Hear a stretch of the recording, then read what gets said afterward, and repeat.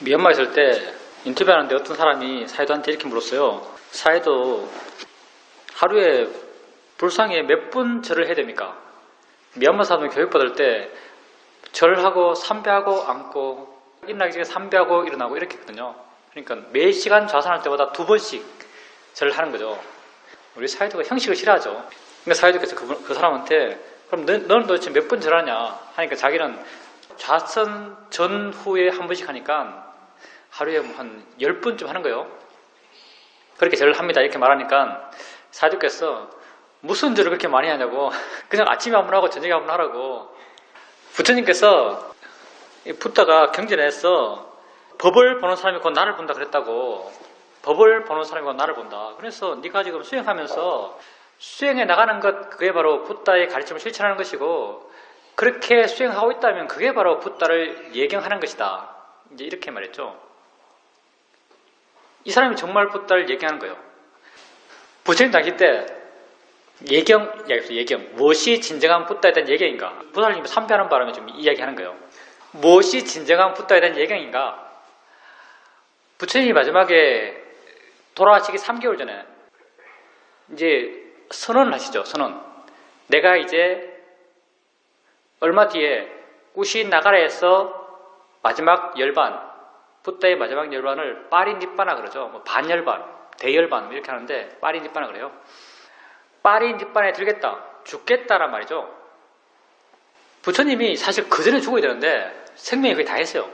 약간 전설적인 이야기인데 사실은 그 전에 생명이 다 했어 돌아가셔야 되는데 아라한 과의 삼매에 들어서, 정확하지 않습니다. 내가 말하는 것 가운데 상당수 정확하지 않아요. 믿지 마시고요. 그냥 들었어요, 재미로.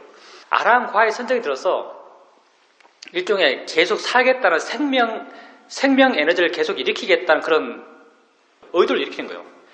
이렇게 신통을 계속 살고 계시다가 당신 또 나름 살아야 될까? 죽어야 될까를 고민하시는 것 같아요. 당신에게 죽음이란 별로 의미가 없죠. 그래서 이제 아난존자한테 넌지시 이렇게 말하죠. 야, 아나나, 사여의족은 사마타 관련된 능력들이죠. 사여의족을 완전히 성취한 사람은 의도만 일으키면 1까파를 살 수 있다. 이렇게 말해요. 1까파. 까파가 급이거든요. 한 급을 살 수 있다. 원한다면은. 아난존자가 멍청해서 그 말이 무슨 뜻인지 몰랐어요. 그래 또 물어요. 아나나, 사여의족을 구족한 사람은 그 사람이 의도를 일으키면 1까파를 살 수 있다. 한 급을 살 수 있다. 아난존자가 왜 이렇게 말하지? 또 말해.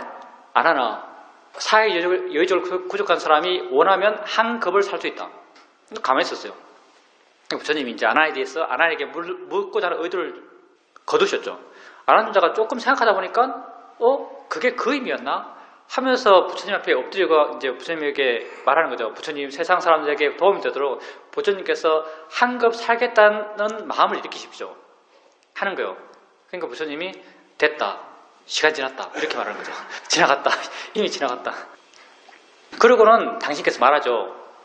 더 이상 내가 과외 선정이 들어서 그런 생명 에너지를 일으키겠다는 그런 의도를 일으키지 않겠다. 그러면서 죽겠다는 선포를 하세요. 언제 내가 꾸시 나가라에 가서 빠린디빠나 완전한 죽음에 이르겠다라는 선언을 하시는 거죠. 그렇게 선언하니까 사방에서 이제 비구들이 모여오는 거죠. 부처님 죽는단다 하면서 막 모여오는 거예요. 이 많은 비구들 가운데 한 비구가 부처님 가까이 안 와요. 대중과 함께 밥도 안 먹어요. 자기 혼자 밥 먹고 혼자 탁발하고 혼자 자선하고 그러니까 혼자 사는 한 비구가 있었던 거죠. 그러니까 대중의 수준 다 비슷하죠. 다 수준이 낮아요. 대중들이 야, 부처님이 돌아가신다는데 왜 저 비구는 슬퍼하지도 않고 우리처럼 모여서 부처님에게 이렇게 시봉하지도 않고 저렇게 지 혼자 떨어져서 혼자 밥 먹고 혼자 걷고 혼자 탁발하면서 저렇게 혼자 살고 되냐. 저 비구는 정말 붓다를 존경하지 않는 비구다 라고 하면서 대중이 그 비구를 나무라죠. 부처님이 그 소문을 들었어요. 소문을 들어서 그 비구를 불렀어요. 비구야, 네가 이렇게 산다고 하는데 정말 너는 그렇게 살고 있느냐 하니까 그 비구가 예, 저는 그렇게 살고 있습니다. 그럼 너는 왜 그렇게 살고 있느냐? 저는 붓다가 곧 돌아가신다고 하는데 여전히 붓다의 가르침을 아직 깨닫지 못해서 붓다가 돌아가시기 전까지 붓다의 가르침을 완전히 깨닫기 위해서 혼자 앉고 혼자 걷고 혼자 탁발하고 혼자 잡니다라고 이렇게 말하죠. 그러니까 붓다께서 그 비구를 향해서 이렇게 말하죠. 너야말로 진정 나를 예경하는 자이다. 이렇게 말해요. 너야말로 진정 나를 예경하는 자이다. 붓다의 가르침을 따르는 사람이 진정 붓다를 예경하는 사람이죠. 그렇게 붓다의 가르침을 충실하게 따르는 사람, 가르침을 실천하는 사람이 바로 붓다를 진정으로 예경하는 사람이죠. 외형적으로 절을 하고 무슨 하고 이게 중요하지 않습니다. 수행하는 게 중요해요. 부처님의 가르침을 따르는 것, 그 바로 수행하는 거죠. 첫 시간에 우리가 기초수행 법을 했는데 이 보살님께서 기가 막히대요. 기초수행 법문의 역사는 유구하죠. 2010년도 호도마을에서 아침 예불하고 5분 정도 수행 이렇게 합니다라고 말하면서 시작한 거예요. 그게 10분 되고 15분 되고 호도마을에서 한 30분 늘었어요. 30분 이상은 또 무리인 것 같아서 30분까지 채웠죠. 내용은 계속 뒤에 붙었어요. 왜냐하면 내 수행적 이해라는 측면도 있고 내 수행적 이해에 대한 내 언어적 표현들이 좀 구체적이 되었고 정교해졌죠. 그러다가 법화사 갔잖아요. 법화사 가니까 타임이 1시간이에요. 1시간을 이걸로 때워야 되는 거예요. 그러니까 이게 1시간 늘어난 거죠. 그때부터 이 기초수행 법문이 1시간째가 됐어요. 기초수행 법문은 사실 내가 이해한 수행의 시작과 내가 이해한 수행의 끝이 다 들어있어요. 마지막에 모든 내 존재에 대한 이해까지 다 이야기하죠. 법과 연기까지. 이렇게 하는 이유는 여러분이 워낙 사람이 많아서 그래요. 각자 수행하는 위치들이 다 다르다 보니까 이 기초수행 법문에서 자기 해당하는 부분도 있고 해당하지 않는 부분도 있을 수 있죠. 자기 해당하는 부분까지 알면 돼요. 모르는 것은 그런 게 있나 정도 생각하면 됩니다. 자기에게 이해되지 않는 것까지 이해하려고 할 필요는 전혀 없습니다. 우리가 이제 이 수행에서 수행의 가장 기본적인 우리 수행 주제를 아는 마음이라 그래요. 저도 지금까지는 내가 아는 마음을 안다고 생각하면서 수행했거든요. 구체적이지 않으면은 아는 마음을 이해하려는 약간의 애씀이 있었죠. 그러면서 그쪽을 확인하고 의도가 좀 들어가고 했죠. 근데 오늘 아침에 방에서 좌선하고 있는데 아무리 봐도 내가 보고 있는 게 아는 마음이 아니에요. 가만히 있으면 알아지는 게 아는 마음이 아닌 거예요. 그래서 아는가라고 물으면 아는 마음이 드러나죠. 근데 가만히 있으면서 알아진 것은 아는 마음은 아니에요. 내가 도대체 뭘 알고 있지? 지금까지 아는 마음을 알고 있다고 믿으면서 수행했는데 도대체 내가 뭘 알고 있지? 하는 생각을 처음 해봤어요. 그렇게 보니까 내가 알고 있는 건요, 아는 마음이 아니고 일어난 그 자체를 알고 있더라고요. 난 그냥 일어난 그 자체를 알고 있어요. 일어난 그 자체를 알고 있는데, 그럼 일어난 그 자체에 뭐가 있냐? 일어난 그 자체에 사실은 마음의 작용과 대상의 작용과 그 연계성이 다 있어요. 표현하자면 그래요. 물론 이게 다 이렇게 말하면 또 그게 대단한 경지인가라고 착각할지 모르겠는데 대단한 경지가 아니고요. 사실 여러분도 대충 이렇게 수행할 것 같아요. 내 생각에는. 내가 지금까지 나는 아는 마음을 알면서 아는 마음을 주된 대상 삼아서 수행한다고 생각했는데 내가 보고 있는 건 사실은 일어난 그 자체를 보고 있더라고요. 일어난 그 자체.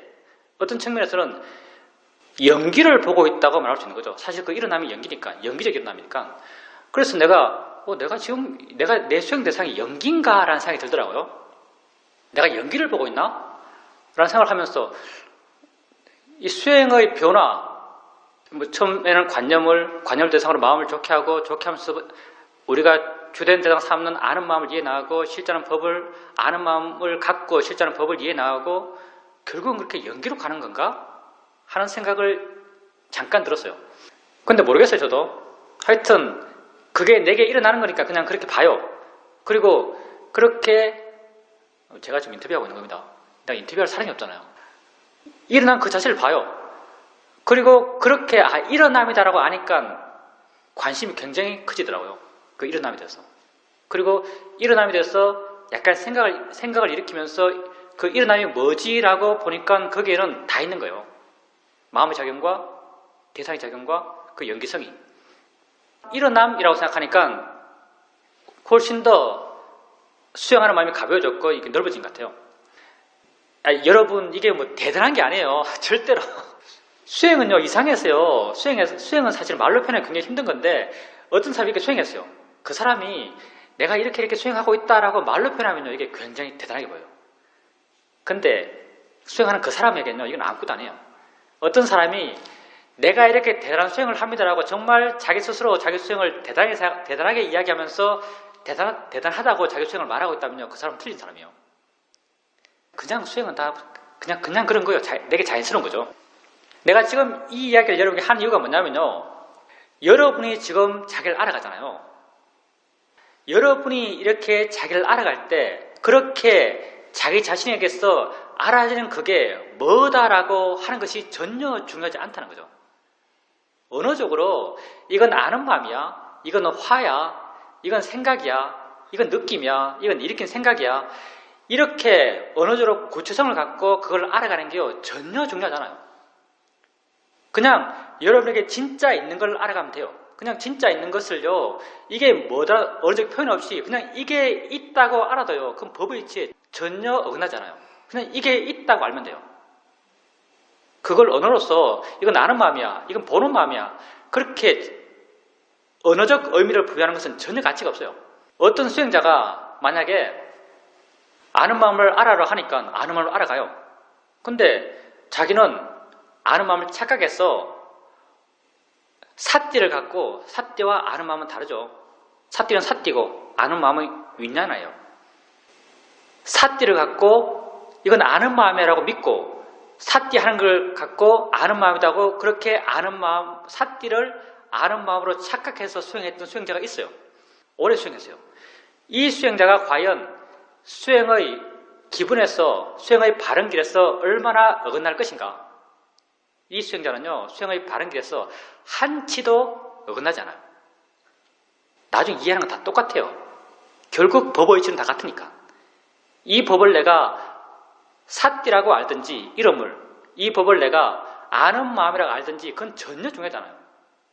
진짜 내게 있는 것을 알아가는 게 중요한 것이고 진짜 내게 있는 것을 알아가게 되면요 그것의 이름이 무엇이든 진짜 내게 있는 것의 법의 이치적 의미를 깨달아요.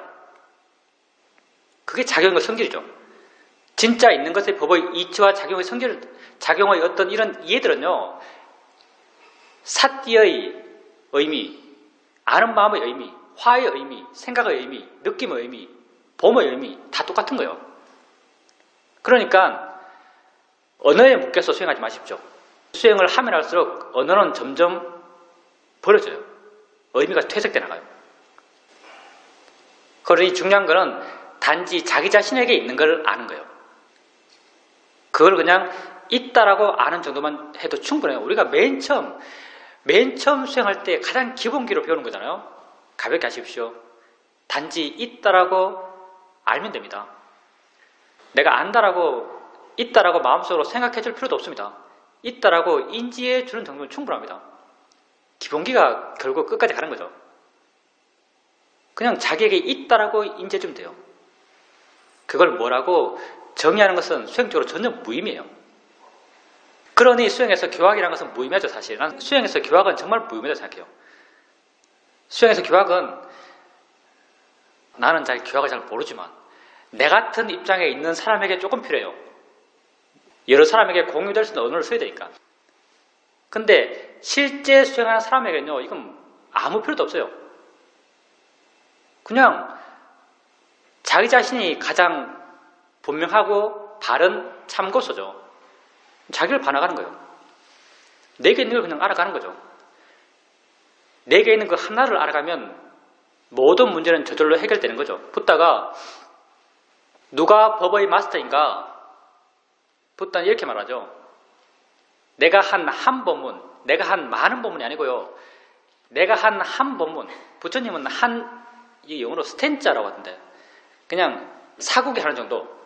내가 한 법문을 바르게 이해하고 그 법문을 너희 삶에서 끊임없이 실천하는 사람이 바로 법의 마스터다라고 했어요. 여러분이 여러분 자신에게 일어나는 것, 그 무엇이 되었든 그걸 바르게 반응하면 그게 법의 마스터예요. 붓다의 한 법은 뭐가 있어요? 비구여 눈이 영원한가 영원하지 않은가? 눈에서 일어나는 아는 마음이 영원한가 영원하지 않은가? 느낌이 영원한가 영원하지 않은가? 영원하지 않습니다. 그 말은 느낌을 영원하지 않다는 바른 견해를 바라죠. 화의 마음이 영원한가 영원하지 않은가? 영원하지 않습니다. 영원하지 않은 것이 고통인가 즐거움인가? 고통입니다. 영원하지 않고 고통스러운 것을 너희 것, 너희 진화라고 할 수 있느냐? 할 수 없습니다. 이게 부처님의 한 법문이에요. 여러분이 화 보면서 자연의 이치야. 이게 그 한 법문을 실천하는 거죠. 느낌 보면서 자연의 이치야. 내가 하는 게 아니야. 이게 부처님의 한 법문을 여러분 삶에서 실천하는 거죠. 그렇게 실천하고 있는 사람이 바로 법의 마스터죠. 그러니까 우리는 법의 마스터입니다. 언어는 중요하지 않습니다. 언어는 엄청 미묘해요. 우리가 아까 알머의 진행의 존재 내게 있어 아는 마음은 진짜 있는 법입니다. 이런 말 하잖아요. 말이 정말 말이 안 돼요. 사실 말이 안 돼요. 알머의 진행의 존재에 있는 내게 있어 아는 마음은 진짜 있는 것이다. 아는 마음과 앞에 아는 거 똑같잖아 사실요. 언어적 표현은 엄청 이게 제대로 묘사하기 굉장히 미숙해요. 앞에 아는 것과 뒤에 아는 것은 서로 다르죠 사실요. 앞에 아는 것은 총체적으로 내 존재 전체를 표현할 때 아는 존재라고 표현하는 것이고, 뒤에는 아는 그 하나의 성질을 갖고 아는 마음이라고 표현하는 거죠. 근데 뭐 다르게 표현할 말이 없어요. 아비담에도 봐도 마음은 알기 때문에 마음이다 이렇게 말해요. 마음이 왜 마음인가? 알기 때문에 마음이란다 이렇게 말해요. 근데 또 나중에 보면 아는 마음이라고 또 말하거든요. 그러니까 언어적 표현이 구체적으로 뭘 딱 집어서 묘사하기는 굉장히 미숙해요. 수행에서 너무 언어에 묶이지 마십시오. 그냥 자기에게 진짜 있는 것, 내게 진짜 있는 것은요, 내게 진짜 알아지는 것이 내게 진짜 있는 것이요. 내게 진짜 있는 것을 그냥 있다고 알면 돼요. 있다 그게 법의 성질이에요 사실은. 존재 그게 법의 성질이죠. 그냥 그렇게 알아가면요 그 법의 성질이 이해되고, 그렇게 있다는 것에서 있다는 법의 성질에 대한 이해들은요 다른 모든 있음, 다른 모든 법에도 공통적인 거예요. 우리가 이해하고자 하는 법의 이치들은 그것 하나를 이해해 나가시면 됩니다. 한 법문을 실천해 나가면 되는 거죠.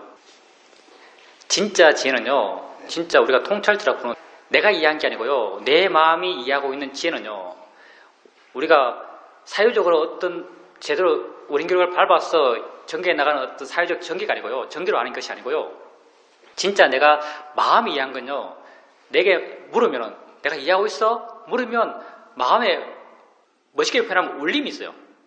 내가 주로 쓰는 표현은 수긍의 느낌이 있어요. 이해하고 있다고 내 스스로 수긍해요. 이게 내가 이해하는 바, 이게 진짜 내 마음이 이해한 거예요. 거사님께서도 아는 마음을 안다고 했을 때, 아는 마음을 안다는 게 무슨 말이지 해서 어느 정도 풀면은 무수히 풀 수 있겠죠. 근데 거사님 스스로에게 아는 마음을 안다? 무슨 뜻이지? 하면 거사님은 이게 언어적으로 묘사되지 않더라도 거사님 마음에는 그렇지 이거지라는 그런 묘한 느낌, 그게 있거든요. 그게 진짜 이해한 거예요. 마음이 이해하고 있는 거죠. 거사님 이해한 게 아니고요, 마음이 이해하고 있어요. 당연히 제대로 이해하면서 하신 거죠. 옛날에도 거사님은 자연의 이치가 무슨 말인지, 대상이 무슨 말인지 이해했고요. 그리고 그렇게 이해한 것을 말로 표현할 수도 있었어요. 그렇게 알았죠. 근데 그때 안 것은 어느 지혜를 레벨로 말한다면 어느 수준의 지혜였겠죠. 근데 또 그 이후로 수행하셨고, 거사님의 수행 상태에 대해서는 이제 수행을 하는 것 같지 않다고 말하잖아요. 수행을 하는 것 같지 않다는 것은 하지 않아도 된다는 말과 똑같은 말이에요, 사실은요. 내가 수행하지 않으려도 마음이 수행하고 있는 거죠. 마음이 수행하려면 그만큼 어떤 힘 있는 마음의 조건, 좋은 마음의 힘들이 조건을 이미 갖추고 있기 때문에 수행이 되어 나가는 거죠. 더 자연스러워진 것이고, 더 오히려 균형이 더 맞다고 할 수 있는 거죠. 이 속에서 또 새로운 이해가 생기는 거죠. 새로운 이해가 생겨서 지혜가 설령 더 깊어졌다 하더라도요, 이 지혜를 설명할 수 있는 말은 옛날과 똑같아요. 자연이치다, 대상이다, 내가 보는 것이 아니다, 그냥 보여진다, 내가 듣는 것이 아니다, 그냥 들려진다, 이렇게 표현하는 말은 똑같아요. 근데 내 마음에 와닿는 느낌은 전혀 다르죠. 돌이켜보면은 옛날에 내가 이해했다고 믿었는데 옛날에 도대체 뭘 이해했었지라는 생각이 들어요. 옛날의 이해는 정말 얕게 느껴지거든요. 지금 이해가 옛날보다 전혀 다른 차원으로 와 닿아요. 그게 바른 지혜인가 바르지 않은 지혜인가, 물론 바르지 않은 지혜란 말은 없겠지만 바른 지혜인가 바르지 않은 지혜인가는요, 거사님의 마음의 변화를 통해서 알 수 있어요. 거사님께서 대상이지라고 했을 때, 지금 자연의 이치지라고 이해했을 때 그것 또한 어느 상황을 부딪혀서 뭘 보든지 뭘 듣든지 어느 상황에 부딪혀서 그런 이해가 생긴 거잖아요. 어느 상황에 부딪혀서 거사님 마음에 자연스럽게 알아채기 있었을 거고, 알아채는 것도 다른 마음 힘이 좋았어, 그런 이해가 생겼어요. 그 이해는 좀 큰 이해였죠. 왜냐하면 그 이해가 구체적으로 내게 확인되면요, 이해가 큰 거예요. 이렇게 이해가 큰 이해, 사실 이해를 크다고 표현하지 않고요, 이해는 깊다고 표현해요. 이렇게 깊은 이해가 생겼을 때 거사님 마음 상태가 변해요. 어떻게 변하는가? 가라앉는 걸로, 차분해지는 걸로, 물러나는 걸로, 좀 자유로워지는 걸로 이렇게 변하는 거죠. 이렇게 변화하면요, 이 변화 자체가 지혜예요. 지혜는 모든 마음은 작용이죠. 지혜가 하는 일은, 지혜의 작용은요, 마음을 자유롭게 하는 게 지혜의 작용이에요.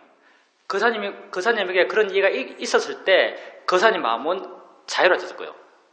그렇게 자유롭게 해나가는 게 지혜가 하는 역할이에요. 그런 자유롭게 해나가는 역할이 있다면요, 그건 바른 지혜죠. 나를 자유롭게 하는 것이 바른 지혜예요. 통찰직 하는 역할이죠. 물론 어느 상태에 대해서 내 마음의 시각에 따라서 다양한 언어적 표현이 있을 수 있겠죠. 거사님이 그렇게 되었을 때 대상에 대해서 부여했던 가치가 뚝 떨어져요. 대상에 대한 집착들, 가래들 이런 게 뚝 떨어지거든요. 이렇게 대상에 대해서 가졌던 그런 마음의 경향성들이 순간 확 약해지기 때문에 대상들이 멀어지듯이 느껴지는 것을 잦아든다고 표현할 수도 있어요. 하여튼 그렇게 물러나는 마음, 가벼운 마음, 그런 알을 통해서 마음이 물러나게 되고 가볍게 되면요, 그건 바른 지혜를 알 수 있어요. 바른 지혜인지 아닌지는요, 그 사람이 물론 인터뷰를 하지만 바른 지혜인지 아닌지는요, 내가 알아요, 사실은. 왜냐하면 그걸 통해서 내 마음이 비약적으로 좋아지니까요. 그리고 그런 이해의 일어남이 어떤 나의 사유적인 노력의 결과물이 아니에요. 그냥 어느 순간 나타나요. 어느 순간 나타나는데 그 나타나기 이전에 나는 어떤 사전적 준비도 없었어요. 아무런 준비가 없을 수밖에 없죠. 왜냐하면 우리가 준비라고 하면요, 이 준비란 말 자체가요, 내가 준비하는 거예요. 내가 준비하는 거잖아요. 근데 지혜가 나는 조건은 오력의 균형이에요. 오력의 균형에는 내가 없어요. 그 이전에 이미 준비되어 갔더라도요, 그 준비된 상태를 확인하는 마음이 없어요. 준비된 것을 확인하는 마음이 없기 때문에 준비되었다가 내게 알아지잖아요. 근데 사실은 준비됐어요. 준비된 게 원래 확인되지 않는 게 준비된 거예요. 내 마음이 좋다, 알아채면 좋다, 마음이 고요하네, 마음이 힘이 좋네, 이렇게 알아지면요, 절대 그런 지는 안 생겨요. 그런 것이 알아지지 않는 좋은 상태가 사실 준비된 상태예요. 그리고 나의 노력의 준비는 하나도 없는 거죠. 그냥 일어나는 거예요. 그래서 그 상태를 도노라 하는 거예요. 도노라는 말이 그거예요, 사실은. 내가 믿기를 그래요. 중국에서는 도노라고 하면 모든 걸 끝내는 모든 문제를 한꺼번에 확 해결하는 그런 도노를 이야기하는데, 우리 도노는 점수의 도노죠. 우리식 표현은 점수의 도노예요. 계속 도노에 나가요. 아마 중국 선사들이 그 때문에 도노라는 말을 썼을 거예요. 뭘로 깨달아요? 거사님이 그런 이해가 일어나는 그 일어나는 패턴이요, 뭘로 깨닫는 거잖아요. 어느 준비도 없이 그냥 일어나요.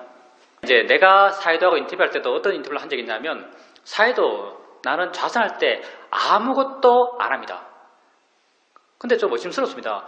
수행한다고 하는데 내가 뭔가를 좀 해야 되지 않을까요? 라고 물은 적이 있어요. 그러니까 사회도께서 네가 하긴 뭘 하냐, 마음이 지가 스스로 하고 있을 때는 너는 아무것도 할 일이 없다. 그냥 마음이 하고 있으면 마음이 하도록 내버려 둬라라고 이렇게 말해요. 그 사람도 지혜를 이제 많이 체험하다 보니까 지혜의 느낌을 알잖아요. 지혜는 사실 느낌을 알잖아요. 지혜 있는 듯한 느낌을 알잖아요. 그때 한번 보세요. 그 사람이 아무것도 안 해요. 근데 그 사람에게 알아지는 것은 지가 알아서 알아지고 있어요. 이렇게 알아지는 것에서 그 사람이 자기 상태를 확인할 때, 사실 자기 상태를 확인할 때는 알아는 게 아직 있어요. 그렇게 그 사람이 알려 하지 않아도 알아짐이 있을 때 그 사람 마음에는 묘하게요, 알아지는 것에 대해서 약간의 미묘한 관심이 있어요. 표현하자면 알아짐이라고 표현할 수도 있고 그 있음, 그 존재, 그 생겨남 그런 게 있어 알게 모르게 미세한 관심이 있어요.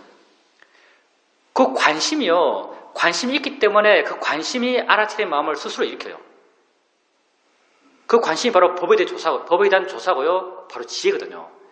그때부터 그렇게 수행해 나가는 것을 지혜가 수행을 이끌어 간다고 말하는 거죠. 내가 수행을 이끌어가는 게 아니고요. 수행 초반기에는 알아차림이 수행을 이끌어가요. 근데 수행 후반기에는 지혜가 수행을 이끌어가는 거죠. 그리고 나중에는 지혜를 확인하는 게 수행이 돼요. 그 사람도 그때 할 일 없으면요. 그 지혜가 주는 느낌을 확인해 보세요. 뭔가 일어나는 데서 관심 있다고 그 사람에게 느껴져요. 그런 질문은 마음이 자연스럽게 그렇게 그 사람에게 알아지는 데서 관심이 있으니까요. 그 관심을 생각이 언어화해서 일으키는 거예요. 마음에 관심이 있는 거예요.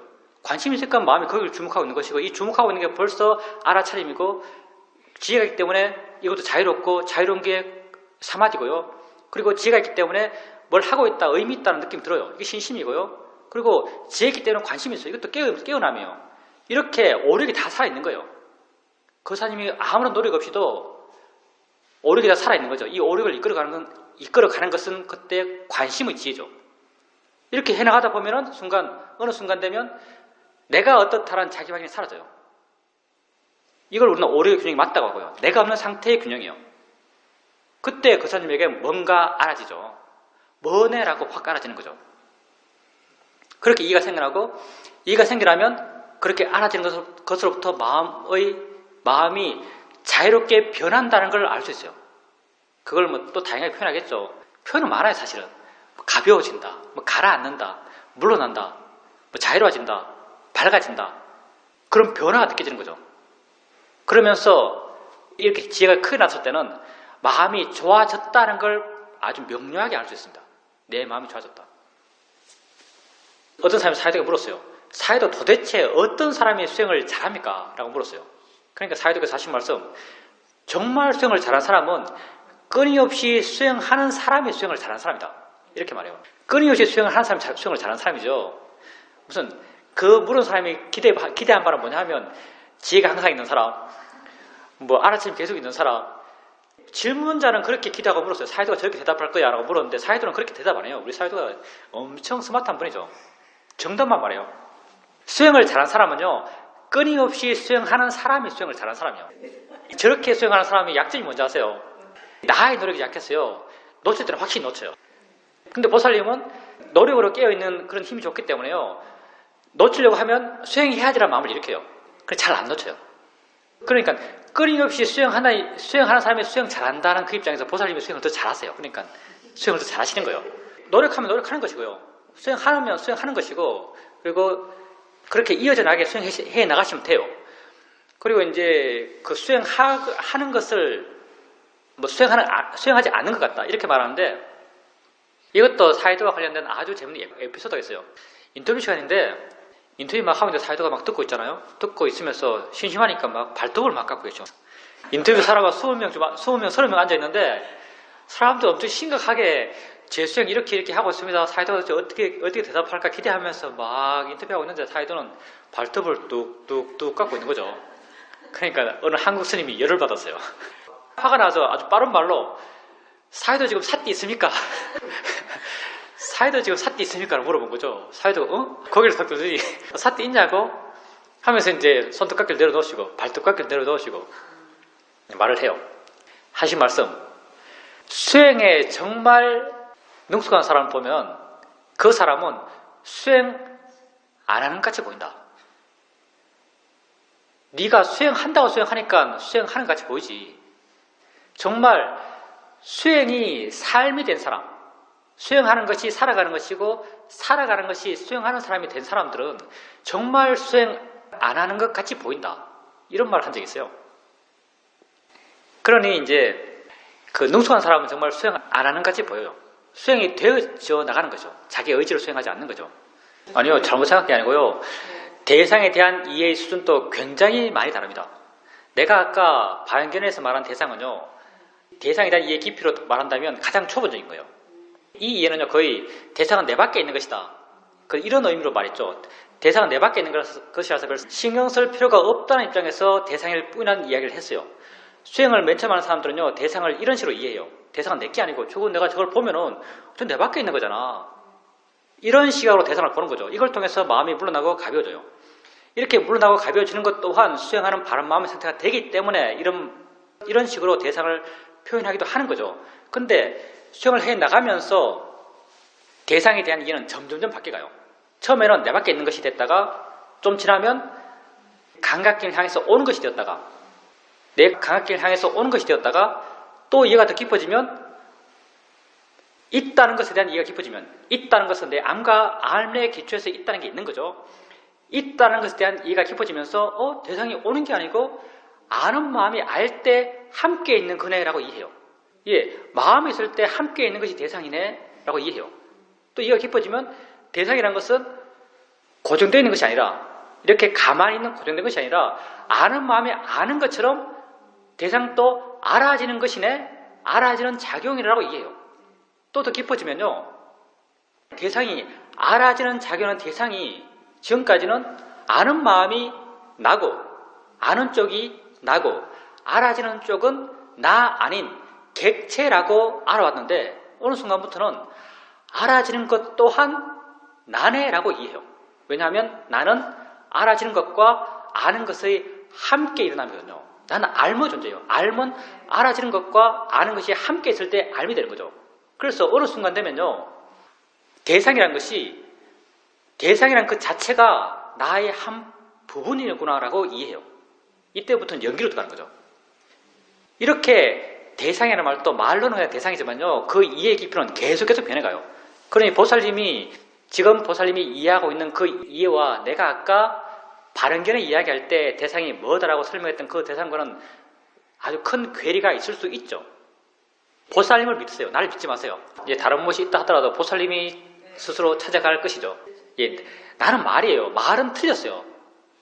말을 들을 때 기본적인 여러분 전제가요, 그건 틀렸다예요. 사실은. 아까 내가 말은 틀렸다고 했는데 아는 마음을 표현하면요, 그건 틀렸어요. 그건 그렇게 아는 마음으로 표현될 수 있는 게 아니에요. 그냥 그거는 있음, 작용, 성질. 근데 또 들어가면 있음, 작용, 성질에도 틀렸어요. 그렇게 묘사할 수 있는 게 아니에요. 이게 금강경에서 아주 멋지게 표현되어 있죠. 금강경에서 사담이 아니다, 그 이름이 사담이다 이렇게 말하고 있죠. 아는 마음은 아는 마음이 아니다, 그 이름이 아는 마음이다. 아는 마음은요, 그 이름이 아는 마음일 뿐이에요. 진짜는 다른 거예요. 진짜는 누가 알아요? 진짜는 내가 수행해서 체험해서 아는 거예요. 내가 수행해서 체험해서 알 때 그게 진짜죠. 그러니까 수행자는 그 아는 마음이라고 말하는 스승을 믿겠어요? 내가 체험한 아는 마음을 믿겠어요? 체험한 아는 마음을 믿는 거예요. 그러니 수행자는 스승을 믿겠어요? 나를 믿겠어요? 나를 믿으라고 붓다 그러죠. 그게 바로 자등명이에요. 자등명. 부처님이 마지막 돌아가실 때 자등명 그러죠. 나를 등불 삼아라. 이게 바로 이거예요. 내가 안 것만이 진짜예요. 상대방이 말해준 건 다 가짜예요. 사실은요. 극단적으로 말해서 책에 쓰인 건 다 가짜예요. 언어로 표현했는데 그 언어가 어떻게 실제를 제대로 표현해요? 언어는 언어죠. 언어에 묶여있으면요, 다 가짜 말아요. 진짜 아는 건 나만이 진짜 아는 거죠. 진짜를 내가 알았을 때요, 이 진짜 안 것은요, 절대 남과 나눌 수가 없어요. 그걸 어떻게 표현해줘요? 표현하려면 언어가 되는데. 나만 내가 아는 것을 아는 거예요. 그래서 이게 배타적으로 내가 죽어서도 가져갈 나의 업이에요. 왜냐하면 나눌 수 없으니까. 지혜는 결코 나눠줄 수 없어요. 다시 말하니까 내가 또 기억났네. 보살님이 생각을 보잖아요. 생각을 볼 때 생각 보기 위해서 머리로 가세요, 마음이. 그럼 생각의 내용을 머리에서 아세요. 생각의 내용을 머리에서 알 때 그 이전에 알고 있었던 다른 느낌은 약해지죠. 예, 그러면 그건 보살님 미숙함이에요. 예, 그건 생각에 대해서 보살님이 몰입하고 있는 정도에 따라서 다른 것이 좀 더 많이 사라지기도 하고 적게 사라지기도 해요. 근데 중요한 건요, 보살님이 생각을 할 때 장소를 갖고 생각을 안다는 거예요. 장소란 건 관념이고요. 생각은 마음이에요. 마음은 위치가 없어요. 생각은 머리에 있지 않아요. 생각은 그냥 일어날 뿐이죠. 보살님께서 생각을 머리에서 할 때 머리라는 관념이 있으니까 마음이 또 이것보다가 머리로 쏠려가요. 마음의 운동성도 있어요. 예, 마음의 운동성이잖아요. 마음의 운동성이 또 뭘 말하냐면요. 이걸 아는 마음, 그러니까 느낌 알았던 마음이 머리에 가서 생각을 한다는 거예요. 이건 또 나다라는 것에 개입돼요. 느낌 아는 마음과 생각하는 마음은 다른 마음이에요. 근데 이 마음을 하나의 마음이라 믿고 있어요. 하나의 마음을 믿기 때문에 이 마음이 가는 거예요. 이게 법의치 하나도 안 맞는 거죠. 예, 다른 마음인데. 생각은 생각대로 아는 거죠. 그러니 그 모든 것이요, 생각을 머리에서 아는 생각의 장소를 구한 것 때문에 생긴 거예요. 생각할 때 그냥 던져두고 아세요. 장소 없이 아세요. 그러면 마음이 훨씬 더 자유로울 거고요. 그러면 조금씩 생각과 느낌들을, 소리들을요, 균등하게 같은 가치로 알 수 있습니다. 지금까지 이렇게 말하고 있다는 것은 지금까지 생각을 머리에서 알아왔단 말이에요. 머리에 계속 마음에 관심을 크게 뒀고요. 머리에 계속 집착이 있었어요. 하나를 계속 보면요, 우리는 집착해요. 그 집착이 만들어낸 게, 내가 보기에는 그 집착이 만들어낸 게 머리 느낌이에요. 머리 느낌 아는 사람 별로 없어요. 머리 느낌이 얼마나 미세할까요? 이거 굉장히 미세한 거예요. 어디 부딪혀서 있는 것도 아니잖아요. 이것보다 강한 게 얼마나 많은데요. 엉덩이 느낌, 손의 느낌, 옷 붙어 있는 느낌, 다리 이거 포개고 있는 느낌, 이것보다 강한 느낌이 굉장히 많아요. 그런데도 불구하고 머리 느낌이 알아져요. 머리 느낌이 알 때는 다른 그렇게 강한 느낌이 약해져요. 이건 강한 집착을 말하는 거거든요. 머리 느낌은요, 보살님의 집착이 만들어낸 느낌일 가능성이 아주 높죠. 진짜 있는 느낌이 아니라. 보살님 마음을 계속 머리에 두다 보니까 생각이 들 때마다 머리에 두고, 생각이 들 때마다 머리에 두고, 그리고 보살님은 워낙 생각을 잘하기 때문에 그렇게 가는 빈도도 굉장히 높을 거예요. 그게 다 그 느낌을 마음의 힘으로 만들어냈을 가능성이 아주 높은 거죠. 그리고 그게 워낙 강하니까 진짜처럼 느껴져요. 생각을 위치 없이 알라고 해야죠. 그리고 머리 느낌도 그냥 마음을 여기 두면서 아세요. 여기 두면서 알 수 있어요. 있다라고 아는 거예요. 머리에 가서 알면요, 머리의 느낌이 점점점 분명해져요. 이거는 좀 심하게 말하면 사마타예요. 마음을 여기 두면서 그냥 아세요. 있다고 아는 거예요. 있다고 알게 되면 그 가치가 점점 줄어들고요. 그 가치가 줄어들면 그 강함이 약해져가요. 그러면서 점점 자유로워져 갈 거예요. 보살님이 이 패턴은요, 그게 대상이라고 이해하기 위해서, 자연의체를 이해하기 위해서, 그것으로 벗어나기 위해서 보는 거예요. 그리고 사실 그렇게 자꾸 간다는 것은요, 가고 한다는 것은 이미 거기에 묶여있다는 말을 반증하는 거예요, 사실요.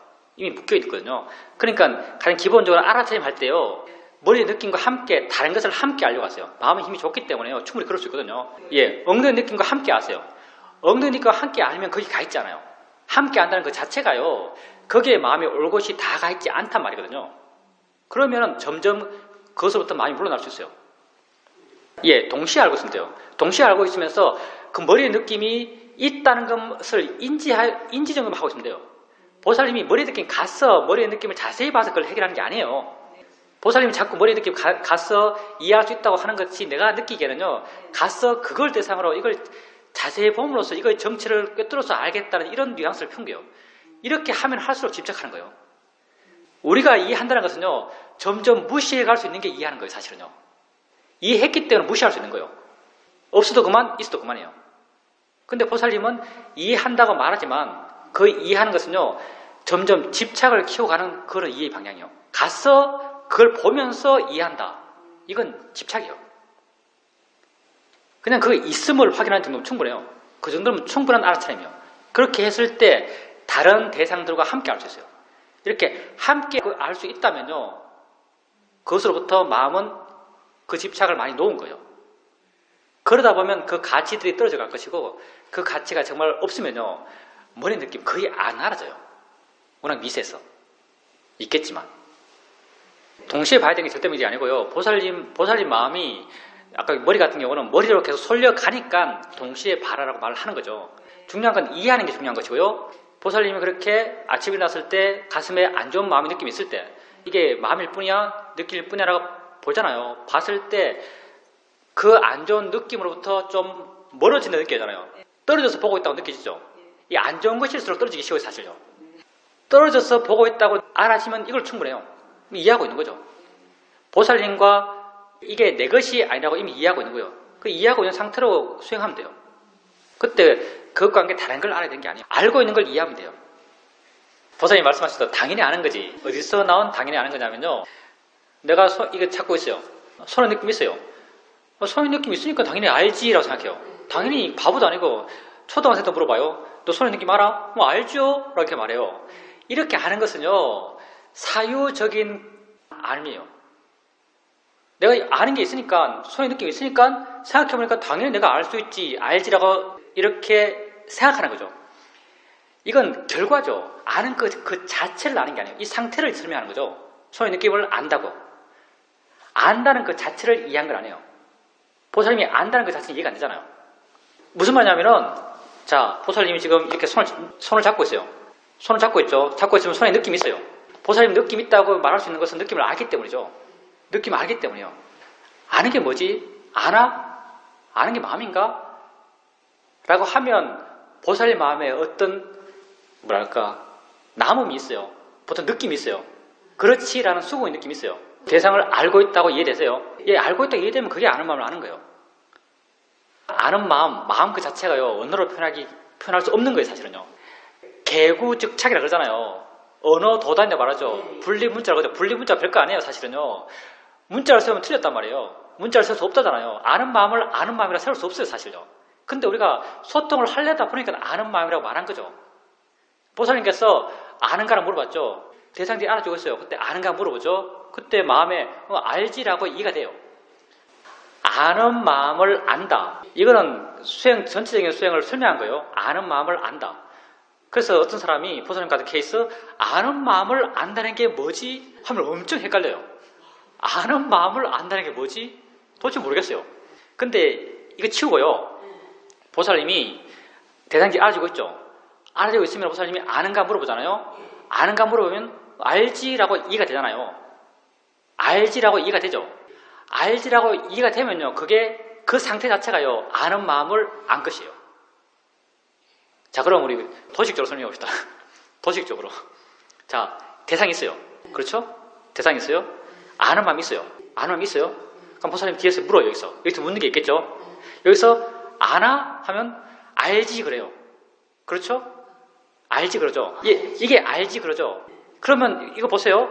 아는 마음을 아는 거잖아요. 알지 했잖아요. 알지가 뭐겠어요? 아는 마음을 알지 했잖아요. 이걸 풀으니까요. 아는 마음을 안다가 된 거예요. 그러니까 보살님께서 아는가 물었을 때 알지 하면 그게 아는 마음을 아는 거예요.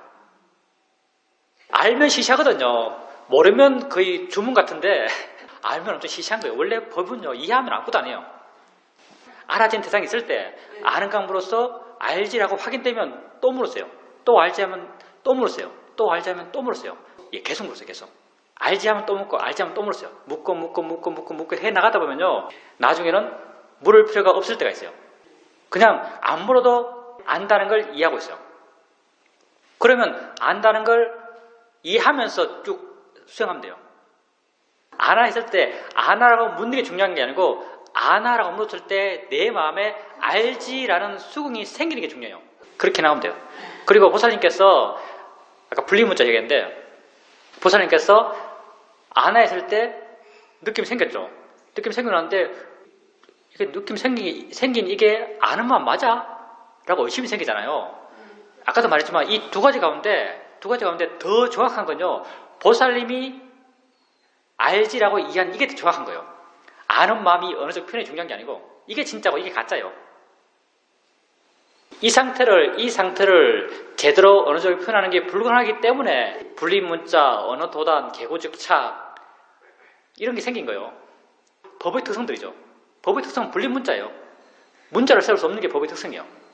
그러니까 아는 마음이란 어느 정도 의미에 묶이지 말라는 거죠. 알아주고 있을 때 아나라고 물었을 때 그렇지라고 이해했을 때 그게 진짜예요. 물어서 마음이 모르면요. 마음은 그냥 공허해요. 물어서 이해가 되면요. 마음에 뭔가 느껴져요. 뭔가 느껴지면 그게 아는 거예요. 말로 이해하려니까 힘든 거죠. 실천적으로 이해하는 어렵지 않아요. 보살님께서 아나라고 물었을 때 알지라고 이해한 게 바로 그거예요. 이걸 언어적으로 표현해서 아는 마음을 안다고 표현한 거죠. 언어를 갖고 이 실제를 이해하려면요. 이해 못해요. 나도 모르겠어요. 이거 아는 마음을 안다는 게 무슨 말인지. 언어를 갖고 실제를 이해 못해요. 언어가 실제로 완벽히 표현할 수 없으니까. 근데 진짜는 보살님의 수행에서 보살님이 아는 게 진짜요. 어느 정도 표현이 가짜요. 예, 그것도 비슷하게 경험하실 거예요. 그냥 아는가 묻고 알지라고 확인하시고, 아는가 묻고 알지라고 확인하시고, 아는가 묻고 알지라고 확인해 가시다 보면은요, 아, 이거구나라고 이해할 때가 있을 겁니다. 나는 그 사람에게 이 마음이 왜 일어났지, 이거 내 전공이 아니죠. 그거 일어나면 어떻게 보십시오, 이게 내 전공이잖아요. 여기에 대해서 할 말이 많아요. 근데 그게 어떻게 일어났어? 이쪽을 내가 어떻게 공감해요? 내가 그래서 듣는 말이 공감 능력이 없다, 이런 말 듣는 거죠. 근데 공감하는 건 내 분야가 아니죠, 사실요. 그거는 심리 상담사가 하는 일이죠. 슬픈 마음이 일어났어요. 슬픈 마음이 일어났으면요, 일어나는 게 안 중요해요. 일어나면 했겠죠. 보살님 마음의 조건 속에서 슬픈 마음이 일어났어요. 그때 보살님은요, 아는 마음 이해하고, 소리 이해하고, 이런 걸 이해했듯이요, 슬픈 마음을 이해하려 하는 거예요. 왜 일어났지? 마음이 슬픈가? 마음인가? 내 것인가? 이렇게 슬픈 마음을 이해하려는 마음으로 슬픈 마음을 보고요. 그때 슬픈 마음으로부터 조금 물러나서 객관적으로 본다는 느낌이 들어요. 이 슬픈 것처럼요, 아까도 말했지만 부정적인 것은 객관화가 쉽게 돼요. 슬픈 마음으로부터 많이 좀 떨어져서 본다는 느낌이 들어요. 이거면 충분해요. 이렇게 보다 보면 슬픈 마음에 대해서 관심이 생기고, 슬픈 마음이 중요한 게 아니고요, 이걸 어떻게 보는가 중요한 것이고요, 이걸 그냥 관심 있게 보면 떨어져서 보는 느낌이 들어요. 이 정도면 수행적으로는 충분합니다. 그러면 슬픈 마음에 대해서 관심이 생기고 지켜보게 돼요. 그럼 거기에 대해서 어떤 이해도 생겨나게 되고, 대상으로서 이해하게 되고, 자연의 이치로서 이해하게 되고, 마음으로서 이해하게 되고, 이렇게 이해하면 충분한 거죠. 수행적으로 더 이상 바랄 바는 없어요. 왜 일어나겠냐? 정답은 있어요. 보살님 마음에 일어날 원인이 있기 때문에 일어나는 겁니다. 근데 그 원인이 뭔지는 정확히 모르겠어요. 이 원인은 아주 포괄적일 수도 있어요. 우리가 슬프다 하면요, 꼭 어떤 사건에서 슬픔을 느끼죠. 뭐 누가 돌아가셨다든지, 뭐 잃어버렸다든지, 사건과 슬픔을 많이 매치시키는데요. 어떤 측면에서는 우리가 살아오면서 내 자신에 대한 정보들이 계속 내게 쌓여가요. 나에 대한 정체성, 나에 대한 가치 부여, 나에 대한 존중감, 이런 것들이 계속 쌓여가면서 어떤 총체적인 면에서 나를 바라보는 나의 감정, 나를 바라보는 나의 감정이 형성될지도 모르겠어요. 이런 속에서도 난 슬픈 마음이 생길 수 있다고 생각해요. 이런 속에서도 슬픈 마음이 생겨날 수 있지 않을까 생각해요. 누구나 그런 건 조금 느낄 거예요. 그게 약간의 우울감과 매치되기도 하고요. 누구나 어느 정도의 우울감을 경험할 때는 있거든요. 그러니까 결론은요, 뭐가 일어나든 상관이 없어요.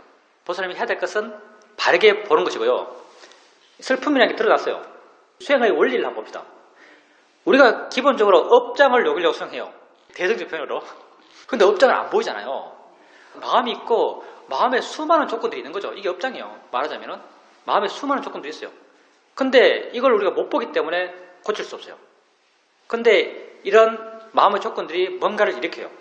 보살님에게 일으킨 것은 슬픔이에요. 슬픔은 드러나서 내게 알아져요.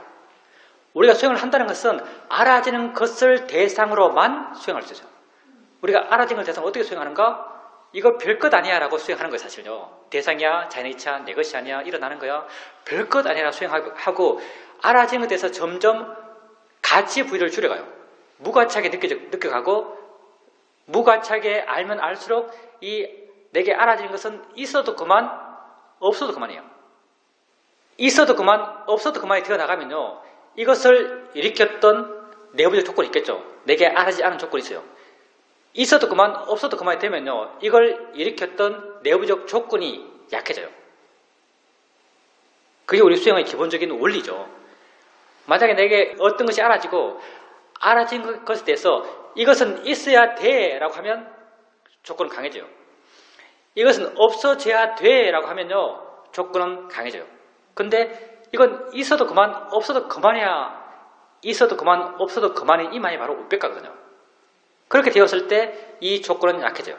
그러니까 설령 우리가 이 조건이 뭔지 몰라도, 뭔지 모르겠어요. 나는 워낙 복잡한 존재니까. 그래도 드러난 것을 바르게 반응하게 되면 그 조건은 약해져요.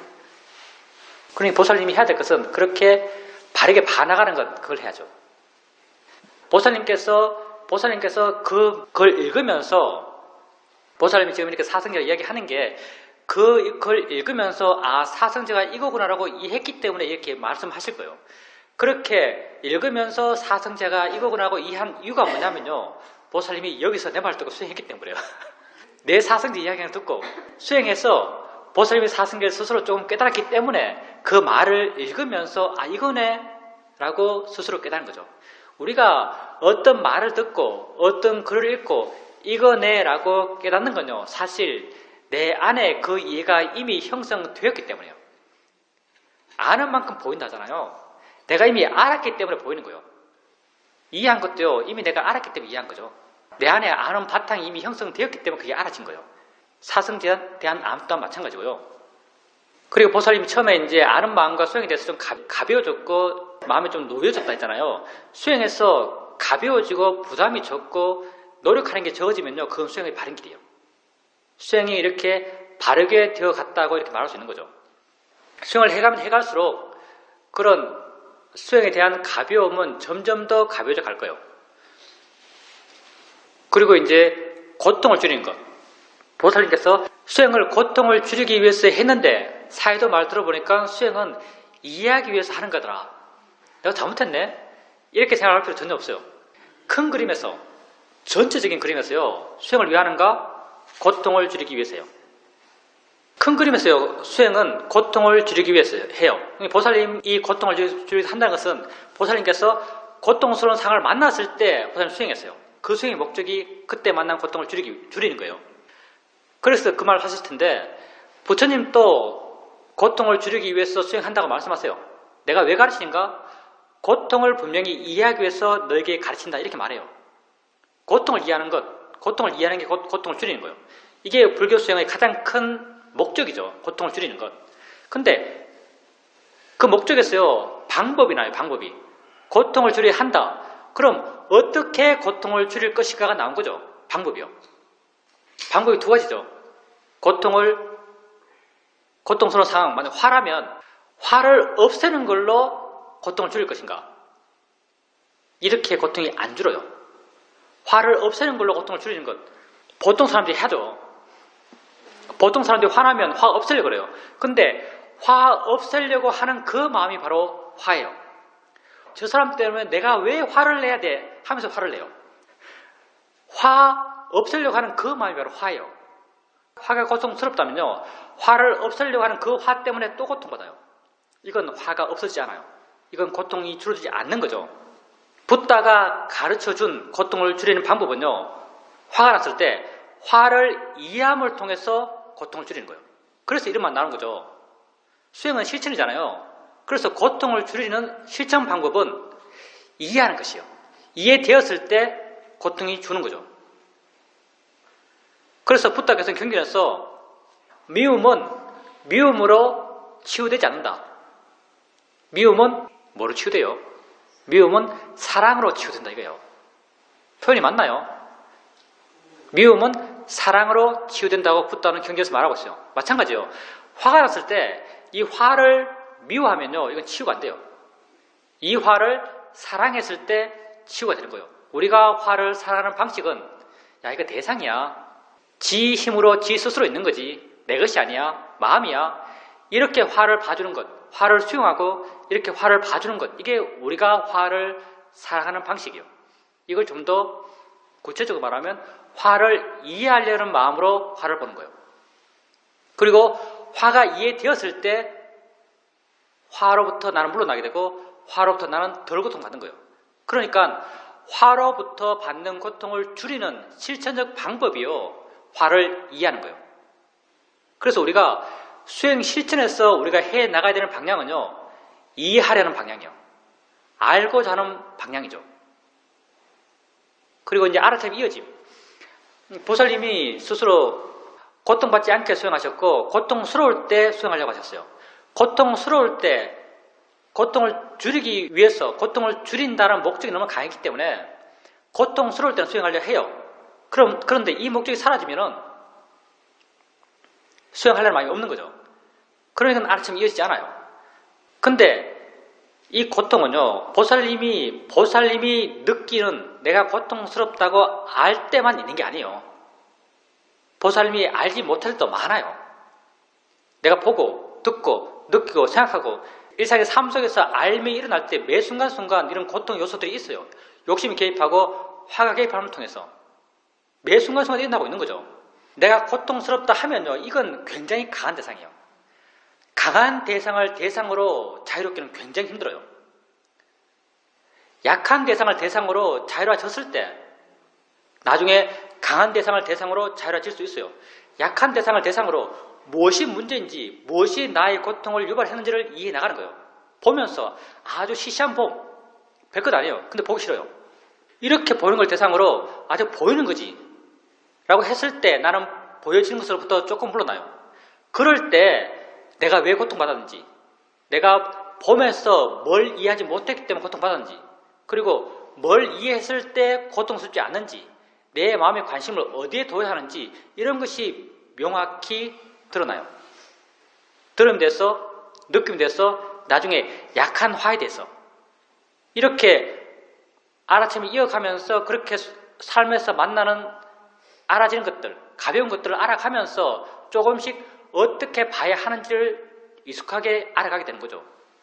이런 암들이 축적되었을 때 진정 고통스러운 상황, 강한 보이는 것, 내게 강한 고통을 주는 보이는 것, 강한 고통을 주는 들리는 것, 작은 것들에 대해서 익숙해졌을 때 내게 강한 고통을 주는 보이는 것, 강한 고통을 주는 들리는 것을 만났을 때도요, 보살님은 약한 대상을 대상으로 바르게 적용했던 그 수행의 방법, 그걸요 강한 대상을 대상으로 적용할 수 있어요. 약한 거에 익숙하지 않으면요 강한 것을 대상으로 바르게 적용할 수가 없어요. 실제 우리가 강하다, 약하다고 하지만요 대상의 강약은 사실 없어요. 모든 대상은 보이고 들리는 거예요. 보이는 것, 지금 저 벽이 보이고 있어요. 저 벽이 보인다는 저 벽의 강함, 보이는 것으로서의 강함과요, 날 엄청 열받게 하는 사람이 보여요. 날 엄청 열받게 하는 사람이 보이고 있어요. 그 사람의 보이는 것이 뭐가 다르겠어요? 보인다는 건 똑같아요. 다른 건 내 마음의 경량만이 달라요. 경량이 얼마나 강한가요? 원리는 똑같거든요. 그렇기 때문에 작은 것, 내게 작게 반응 일으키는 것, 내 삶 속에서 익숙하게 만나는 것, 이런 것을 대상으로 우선 익숙하게 수행하는 게 능숙해져야 돼요. 그랬을 때 강한 대상을 대상으로도 수행할 수 있는 겁니다. 그래서 그렇게 알아차림이 이어지게 해나가는 것이 중요합니다. 그때 만나는 대상을 바르게 보려고 해나갔어요. 그럼 점점 익숙해져 갈 것이고, 그 익숙함이 강한 대상을 대상으로도 자연스럽게 적용되어 갈 것입니다. 호두마을에 가면은 사람들이 매일 새로 오잖아요. 호두마을이 그래도 우리나라에서 제일 유명한 수행센터니까 각지에서 새로운 사람들이 와요. 뭔가 자기에 대해서 관심 있는 사람들이 와서 수행하죠. 만나면 정말 수행의 천재들이 있어요. 이렇게 하세요 하면 그렇게 해요. 그 사람은 딴 사람들이 그렇게 못하는 걸 이해를 못해요. 이렇게 하세요 하면 그렇게 되는 거예요. 아는 이해하세요 하면 아는 이해해요. 이런 상태의 알아차림이 바람이다 하면 그렇게 돼요. 그냥 돼요. 그런 사람이 내가 하는 말이 있죠. 와, 내보다 바람이 뛰어납니다. 이런 말을 종종 하죠. 바람이 내보다 뛰어납니다. 근데 재밌는 것은요, 이런 순발력의 바람이 뛰어난 사람들은 굉장히 많아요. 수행에서 비유하자면 순발력의 바람이 뛰어난 사람 굉장히 많거든요. 근데 지구력의 바람이 뛰어난 사람 별로 없어요.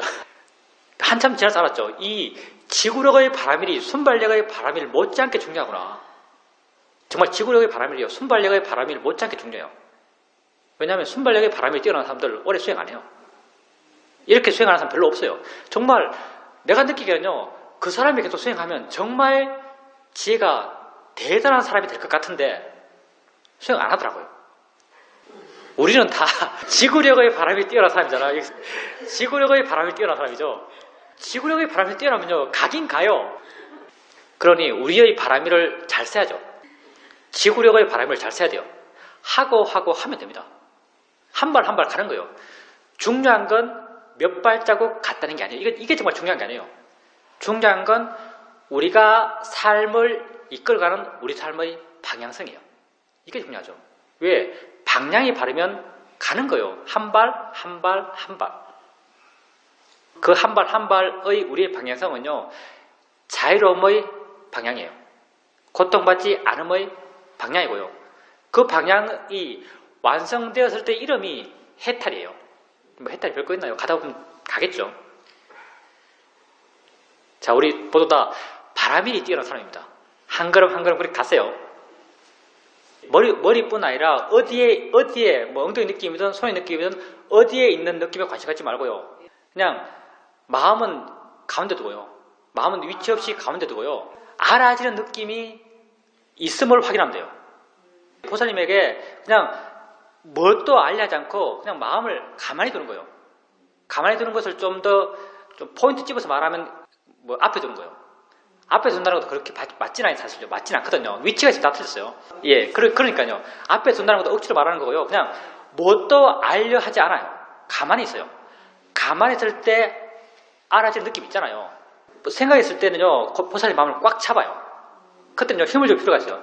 우리도 마음을 많이 봐왔기 때문에요, 마음을 잡으려면 잡을 수도 있어요. 생각이 있을 때 머리로 가려고 하는 마음을 잡고 있어요. 보살님은. 생각이 있을 때 보살님은 습관적으로 마음이 머리에 이렇게 휙 올라가요. 예, 이렇게 휙 올라간 이 마음을 잡고 있으세요. 잡고 있는 상태로 생각을 하세요. 그러면서 점점 마음을 여기 두면서 생각이 보기 시작할 거예요. 하다 보면은. 그러다 보면은 마음을 여기 두면서 위치 없이 두면서 알려고 하지 않으면서 머리 느낌도 알아지는 여러 가지 느낌 가운데 하나가 되어갈 거예요. 특별하지 않는. 한번 해보세요. 조금씩 보살님 스스로 연구하고 하셔야 돼요. 잡으면 잡아져요. 마음이 익숙하기 때문에 올라가려는 마음을 잡으면 잡을 수 있어요. 힘을 꽉 주고 잡으세요. 그러니까요. 좌선 안 했는데 왜 좌선이 잘 되냐 이거예요. 그야 보살님이 일상의 삶 속에서 수행을 해왔기 때문에 그렇죠. 좌선이라는 게 중요하지 않습니다. 수행하는 게 중요한 거죠. 어떤 자세에도 수행하는 게 중요한 거지 어떤 자세 그 자체가 중요한 게 아니죠. 보살님이 일상의 삶 속에서 수행을 해와셨고 또 우리의 컨디션에 따라서도요. 어떨 때 마음이 좋을 때도 있어요. 뭐 조건을 우리가 잘 모르지만 보살님이 아까 좌선할 때 마음의 조건이 좋았겠죠. 그래서 깨어있고 활기차고 힘이 있는 마음이 되었겠죠. 예, 욕심이 없으면 마음이 힘이 좋은 거예요. 그 상태를 받아들인 거죠. 수용하고 받아들이면 조건돼서 그런 거예요. 다음에 또 안 좋을 수도 있어요. 안 좋으면 또 안 좋은 것도 그런 걸로 아세요. 좋은 것도 그냥 그런 것이고요. 안 좋은 것도 그냥 그런 것이요. 그냥 조건돼서 있는 거예요. 조건에서 그냥 있다고 알면요. 안 좋은 것으로부터도 마음은 좀 떨어져 있어요. 안 좋은 것으로부터 좀 덜 고통받는 거죠. 이렇게 그냥 다 조건돼서 있다. 자연의 이치다라고 하세요. 그 마음의 상태까지도 그냥 자연의 이치로 하면 돼요.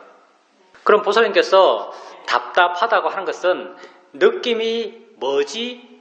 근데 모르겠네? 그래서 답답한 거예요. 그렇게 답답하다면요. 그거는 답답한 가운데 제일 좋은 답답함이에요.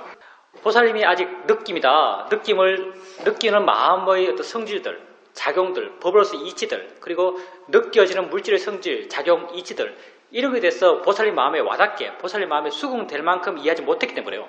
근데 모르겠어요. 모르겠다고 하는 것은요. 보살님이 그것을 알고자 하는 마음으로 알아채해요. 알고자 하는 마음으로 알아채 하는데 알고자 하는 마음이 알고자 하는 어떤 해답을 갖고 있지는 못해요. 근데요. 보살님께서 우선 버려야 될 마음이 뭐냐면 해답이 있어야 한다고 믿지 마세요. 해답은요. 보살님이 지금 원하는 그런 해답은 절대 안 나와요. 보살님은 지금 어떤 해답을 원하냐면요. 이건 이거야라고 명료하게 말로 설명할 수 있는 어떤 해답을 원해요. 이런 해답은 없어요. 법에서. 보살님은 지금 뭘 잘하고 있냐면요. 수행은 아주 바르게 하고 있어요. 수행은 알고 싶어하는 마음으로 수행하고 계시고요. 이 알고 싶어하는 마음이 보살님이 어디서 일으킨 게 아니고 마음 지 스스로가 내재적으로 알고 싶어하는 마음을 스스로 만들어내요. 저절로 생겨나거든요. 알고 싶어하는 마음으로 알아차림 해가고 있고 이건 수행하는 상태로서는 아주 좋은 상태예요. 그리고 알고자 하는 마음으로 이해하고자 하는 마음으로 알아차림 해가다 보면요. 보살님 마음에 조금씩 그 해답들이요. 쌓여가요. 약하게 쌓여가요. 보살님이 그렇게 알고 싶어 하는 마음으로 알아차만 순간마다 사이가요, 사실은요. 그리고 이게 시간이 지나서 어느 정도 쌓이면요, 이게 다 묘사예요. 비우고 어느 정도 쌓이면은 나중에 보살님이 느낌이 뭐지? 라고 보살님 스스로에게 물으면요, 느낌은 뭐야? 라고 보살님 마음 내적으로요, 수긍하는 마음의 느낌이 생겨나요. 근데 이런 수긍의 마음이 있다 하더라도 그럼 너 느낌이 뭔지 내가 설명해봐 하면요, 설명한 말은 굉장히 궁색해요. 그냥 그렇게 이해하는 거예요. 마음이 지가 이해하는 거예요. 그런데 보살님께서 그렇게 알고 싶어하는 마음으로 알아차림하고 있다면요, 그걸로 만족하세요. 답은 원래 없는 거예요. 답은 마음 지가 스스로 찾아가요. 그 답답한 건 욕심 때문에 그래요. 답을 얻고 싶어하는 욕심 때문에 그렇거든요. 보살님은 그렇게 알고 싶어하는 마음으로 수행할 때 답은 조금씩 이미 생기고 있어요. 법의 이치는 다 연결되어 있기 때문에요, 바르게 수행하는 그 순간 답은 이미 생기고 있어요. 마음에 내재적으로 수행하고자 하는 에너지가 굉장히 강한 거예요. 근데 욕심이 결부되어 있어요. 잠을 못 잔 건요, 욕심 때문에 못 잔 거예요. 우리가 어느 것에 욕심내면요, 잠 안 잘 수 있어요. 포카 치면요, 잠 절대 안 와요. 욕심 때문에, 답을 구하는 욕심 때문에 그래요. 그냥 뭐지라고 의심만 되면요, 의심되는 마음은 가벼워요. 가벼운 마음은 잠을 쉽게 자요. 관심 있다라고 안 게 바로요, 다르게 표현하면요, 지혜 있다고 안 것이에요. 똑같은 말이에요.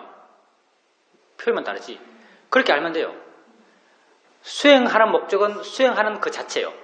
보살님이 바르게 수행하고 있으면요, 수행하는 그 자체에 만족하세요. 결과는 저절로 생깁니다. 결과를 바라면서 수행하면요, 수행은 점점점 어그러져요. 그게 장시간 되면요, 사람은 아주 이상해져요. 수행하는 그 자체에 만족하세요. 그럼 됩니다. 사실 공은 모르겠고요. 우선 모아와 자이니치, 모아와 자이니치란 말은요, 이거 똑같은 말이에요. 똑같은 말이에요. 자이니치란 말이 뭐냐면은 바닥에 손을 대니까 느낌이 일어나요. 저절로 일어나는 게 자이니치예요. 모아는 뭐냐면 내가 느끼는 것이 아니고 느낌이 저절로 일어난다. 이게 모아란 말이에요. 모아는 내가 없단 말이잖아요. 내가 느끼려고 하지 않으면 안 느끼나요? 아니잖아요. 그러니까 다 하면 느낌이 일어나는 것이 곧 모아죠. 그리고 다 하면 느낌이 일어나는 것이 곧 다른 표현으로 자이니치예요. 그러니까 모아란 말과 자이니치란 말은 같은 말이에요. 우리가 표현을 다르게 할 뿐이에요. 무아는요, 없어질 나도 없는 거예요. 원래는 내가 없다는 말 자체가요, 내가 없다는 말 자체가 어느 측면 아를 상징한 거죠. 하나님이 나 위에 신을 믿지 말아라 이런 말 있잖아요. 그럼 뭐야, 나 위에 신이 있단 말이잖아요. 이게 어느 정도 모순 구조 비슷한 거죠. 무아도 사실 이게 말이 좀 모순돼요. 무아 하면요, 내가 없다는 거예요. 내가 없다면요, 내가 없다는 것은 그 전에 내가 있었단 말을 상징하거든요. 이러니까 무아란 말은 별로 안 맞아요. 논리 구조상. 그래서 우리 이 말 안 쓰고요, 자연의 이치란 말을 쓰는 거예요. 자연이치란 것은 내가 하는 것이 아니고 저절로 일어난다 해서 자연이치예요. 자연이치란 것은 하늘에 구름이 많으니까 비가 내린다, 이게 자연이치가 아니고요. 우리가 말한 자연이치는요, 법의 자연이치예요. 법은요, 다 내 알매에서 일어나는 거예요. 내 알매에 있어서 자연이치예요. 알매 일어나면 다 자연이치인 거죠. 눈을 뜨면 봄이 일어나는 거죠. 이게 자연이치예요. 소리가 있으면 그게 욕이더라도 들어야 돼요. 이게 자연이치예요. 다 하면 그게 아프더라도 느껴야 돼요. 이게 자연이치요. 생각이 일어나면 그게 하기 싫은 생각, 나를 괴롭히는 생각이라도 생각은 그냥 일어나요. 그래서 자연이치요. 내가 하는 것이 아니고 내가 싫어해도 그건 일어나요. 그래서 그게 자연이치요. 사실 그게 무아예요. 근데 무아라는 말이 약간 언어적 내적 모순을 갖고 있어서 사람들이 헷갈려서 무아라는 말을 안 써요. 자연이치란 말을 쓰는 거지. 그리고 공과 무아는 뭐가 다른가? 사회들은 공을 무아로 이해해요. 무아를 곧 공이라고 이해하는 거죠. 사회들은 그렇게 이해하고, 나는 공을 좀 다르게 이해해요. 내가 사회도 제자지만 사회도 따를 필요는 없죠. 나는 공을 좀 다르게 이해해요. 무아라고 하는 게요, 무상고 무아가 있잖아요. 무상고 무아를 삼법인 그러죠. 이 삼법인은요, 뭐가 무상이고 뭐가 고고 뭐가 무아겠어요. 이건 삼법인은요, 법의 특성이에요. 실제하는 법의 특성이죠. 법이라는 것은 내 알매 일어남이죠. 내 알매 진짜 일어나고 있는 것, 내 알매 진짜 있는 것, 이게 법이고요. 이 법의 특성이 무상고 무아예요. 법이 알미예요. 알미 나와 상관없이 일어나요. 이게 무아고요. 알미 끊임없이 일어나요. 이게 무상이고요. 알면 일어난 게 바랄 바가 아니에요. 이건 나중에 이해하시고요. 이게 고예요. 법의 특성이 무상고 무아예요. 근데 법의 특성을요, 공이라고 말할 수도 있어요. 이건 내식 표현이에요. 법의 특성을 공이라고 표현할 수 있는데요. 이제 법이 뭔지 한번 봅시다. 이걸 봐요. 이걸 봐요. 검고 동그래요. 검고 동그랗다. 이건 관념이에요. 왜 관념이냐? 검고 동그란 게 어떻게 생겼겠어요? 여기서부터 뭐가 오잖아. 내 눈을 향했어요. 여기서부터 뭐가 오죠. 내 눈을 향해서.